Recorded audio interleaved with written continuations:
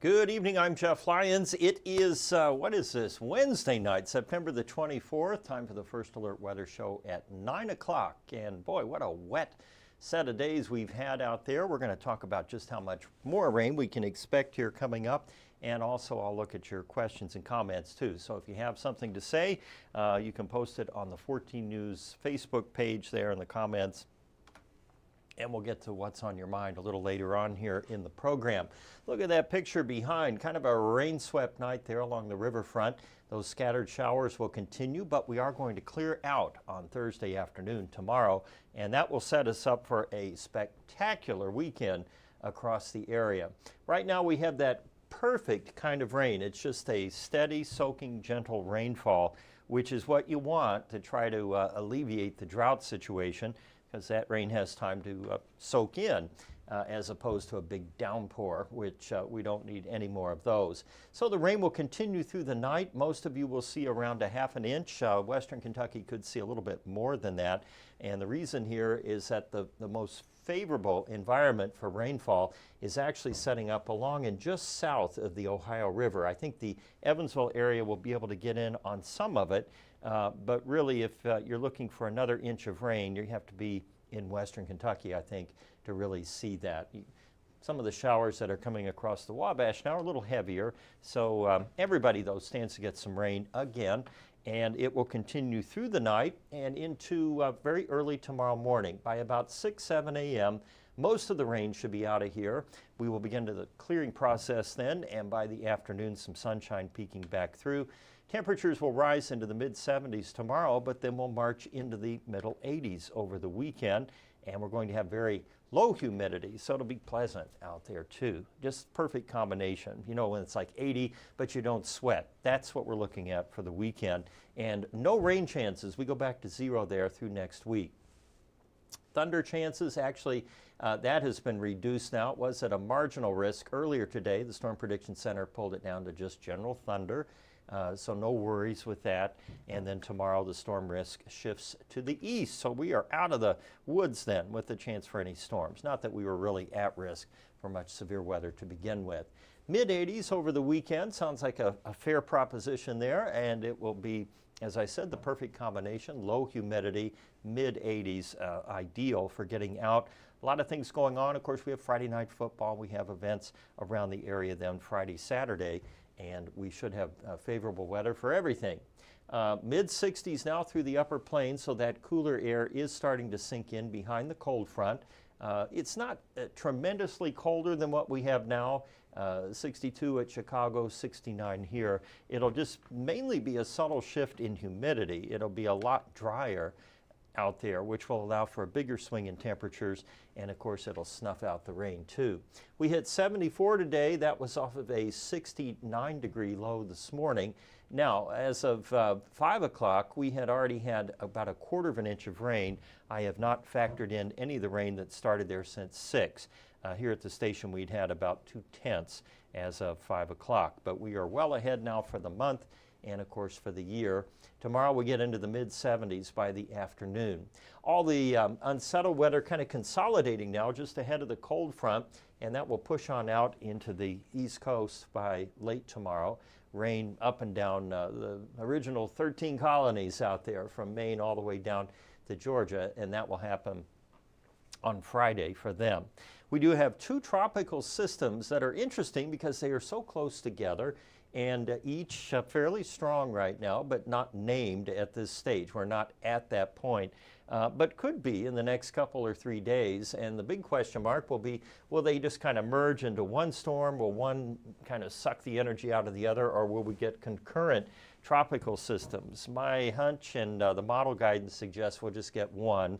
The stronger will win out, and you see that here on the models. And then the trend has been for it to stay away from the U.S. coast, both the bigger one and the smaller one too, as it kind of absorbs the smaller and moves on out.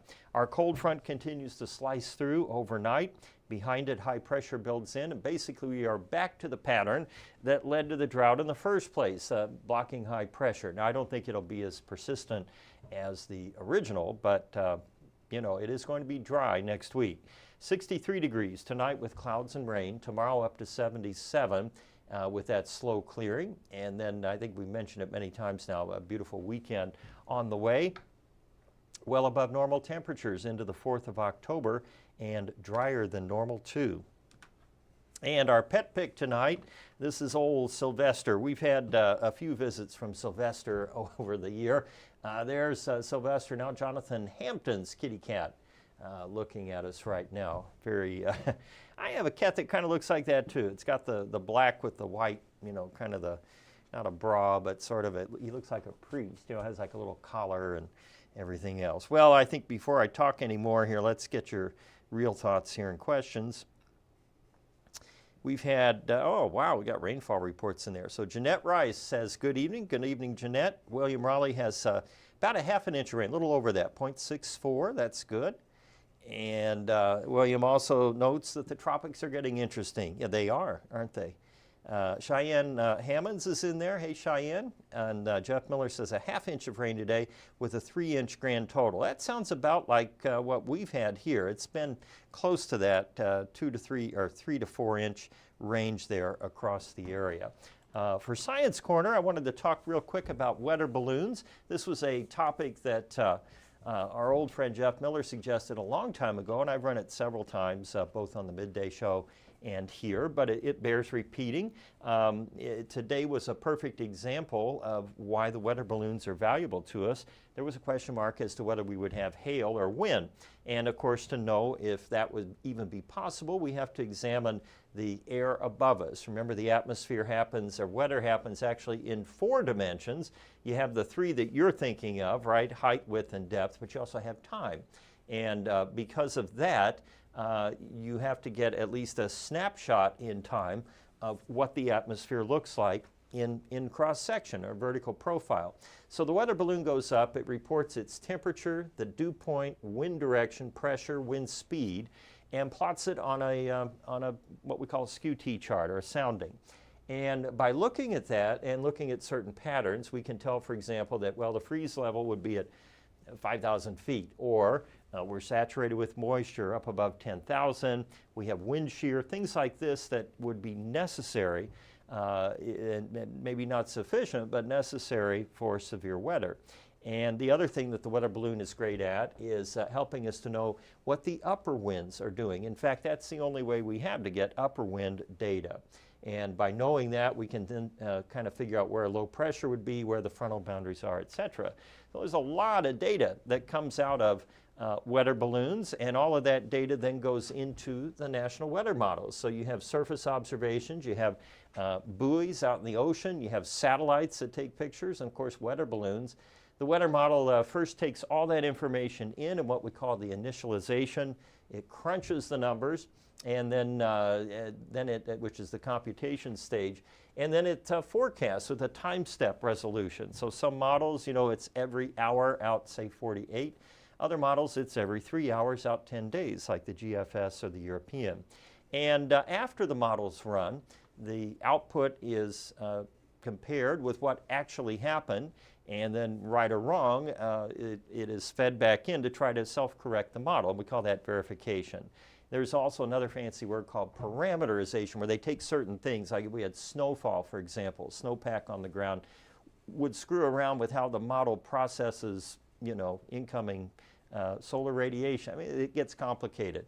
But the bottom line here is that the models are continually looking at their performance and hopefully learning from it and improving. Now with AI working at all facets here, our models should only get better. At least that's the thought and the hope. Just as long as AI doesn't push me out here, you know, we still need somebody to tell you all this stuff. So I don't know that I'll be replaced by a robot or computer just yet. Or maybe I have, and it's so good you can't even tell. All right, Mark Maxwell, am I ready for the Fall Festival? You betcha. I can't wait. I've already got my, you know, my plan down on what I'm going to eat each day, which is kind of sad. And you'd think I'd have a little more going on in my life than what I'm going to eat down there. But I gotta have, there's certain things I have to have. Corn fritters, right? And only, I mean, I have certain booths I go to. I guess I can't really plug one over the other here. But I got to have corn fritters, a pronto pup.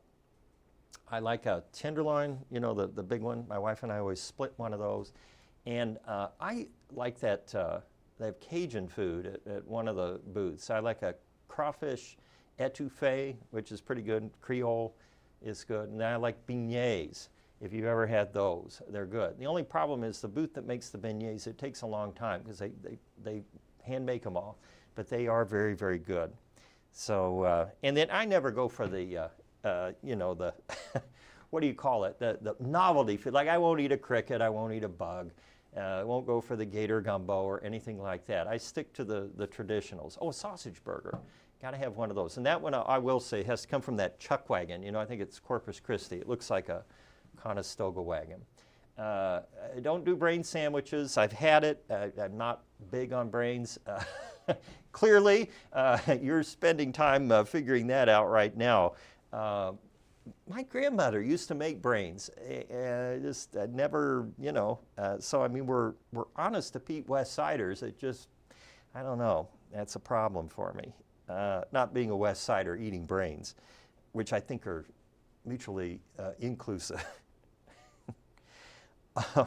All right. Oh, I'm way off topic here. John Raidas actually wants some weather. When will I give my snow prediction? We're going to do it on November the 6th. We're actually, the weather team here, Arden and Michael and Byron and I, we're going to look back at the 20th anniversary of the November 6th tornado, which was pretty unprecedented here in the tri-state, and of course very deadly as well. We're going to talk about lessons learned since that, how things have gotten better, and so forth. And then we're going to roll that into our fall-winter severe weather special, which will then end with a forecast, including all four of us are going to put our snow forecasts out there. Byron Douglas, the reigning champion, king of snow guessing. So he will get the first guess, and then the rest of us will follow suit. All right. Let's see. So that's my answer to that. Oh, we got Laura Gray on from Dawson Springs. Okay, I think I got everybody in there. So anyway, I'll be interested to hear what your faves are if you're going to the West Side Nut Club Fall Festival. I will be down there Monday, Tuesday, Wednesday, and Thursday. I always take Friday off to see it as a civilian. You know, no 14 shirt, the hat, the glasses, the whole thing. No, I'm not that big a deal. I just like to, you know, just go down as a citizen once in a while. But yeah, if you're down that way, we're usually at the corner of 12th and or 11th, I think it is, 11th and Franklin, right there in front of Sixth String, so you can stop by and see me. Anyway, that's all I have for you tonight. I appreciate you watching and putting up with 14First Alert Weather Show at 9. I will see you on 14 News at 10, and again right here tomorrow night. You all stay safe and have a good night.